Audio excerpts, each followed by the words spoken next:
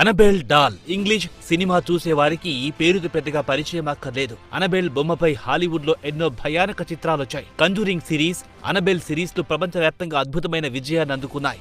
ఈ అన్ని చిత్రాల్లో అనబెల్ బొమ్మ ప్రధానంగా ఉంటుంది. ఈ బొమ్మ చిత్రాల్లోనే కాదు బయట కూడా చాలా మందిని భయపెట్టింది. అయితే ప్రపంచవ్యాప్తంగా ఎంతో పేరు తెచ్చుకున్న ఈ బొమ్మ అమెరికా కనెక్టికట్ లోని వారెన్స్ మ్యూజియంలో ఉండేది. దాన్ని చూడడానికి పెద్ద ఎత్తున జనం అక్కడికి వెళ్తూ ఉండేవారు.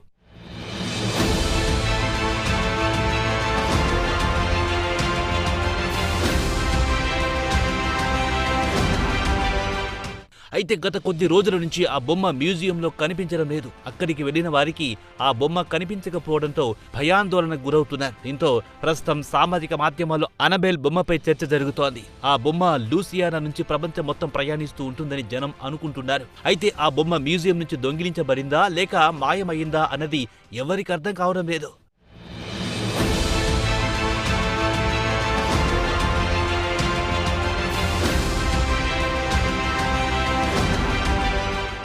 ఇక ప్రపంచాన్ని భయపెట్టించిన ఈ అనబెల్ బొమ్మ చరిత్ర చాలా విచిత్రంగా ఉంటుంది. 1970లో డోనా అనే నర్సుకు ఈ బొమ్మ బహుమతిగా వచ్చింది. డోనా యాంజీ అనే మరో నర్సుతో కలిసి ఓ గదిలో కలిసి ఉండేది. ఈ బొమ్మ గదిలోకి వచ్చిన తర్వాత నుంచి అంత భయంకరంగా మారిపోయింది. వింత వింత సంఘటనలు జరగడం మొదలయ్యాయి. బొమ్మ ఒక ప్రదేశం నుంచి మరో ప్రదేశానికి కదిలేది. అంతేకాదు రక్షించండి, మమ్మల్ని రక్షించండి అని రాసి ఉన్న కాగితం యాంజీతో పాటు రూమ్లో కలిసి ఉన్న మరో నర్సు డోనాకు తరచూ కనిపించేది. దీంతో డోనా యాంజీల దయ్యాలపైన పరిశోధన చేసే ఎడ్ లారెన్ వారెన్ను కలిశారు.